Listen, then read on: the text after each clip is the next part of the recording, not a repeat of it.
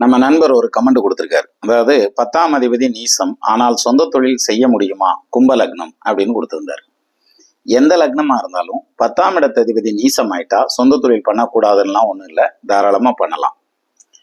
இதுல என்னன்னா, அந்த பர்டிகுலர் தசை நடக்கக்கூடாது. 10ஆம் இடத்து அதிபதியினுடைய தசை நடக்கக்கூடாது. அந்த தசை முடிஞ்சிருந்துச்சுன்னா பிரச்சனையே இல்லை, பின்னால ப்ராப்ளம் வர்றதுக்கு வாய்ப்பு இல்லை, தாராளமா செஞ்சுட்டே போகலாம். சப்போஸ் ஒரு 10 வருஷம் கழிச்சு அல்லது ஒரு 5 வருஷம் கழிச்சு அந்த 10ஆம் இடத்து அதிபதி தசை வருது, அவர் நீசமாயிருக்காரு அப்படின்னா அந்த டைம்ல அந்த பிசினஸை வேற யாருக்காவது மாத்தி விட்டுறணும், இல்ல நம்ம வீட்லயே வேற யார் பேர்லயாவது அந்த பிசினஸை மாத்தி வைக்கணும். அப்படி வச்சோம்னா அந்த பிசினஸ் தொடர்ந்து சர்வைவல் ஆகும். அப்படி இல்லைன்னா இந்த 10ஆம் இடத்து அதிபதி நீசன்னு சொன்னீங்க இல்லையா, அந்த திசையில அந்த தொழிலை முடிச்சு விட்டு போயிடும்.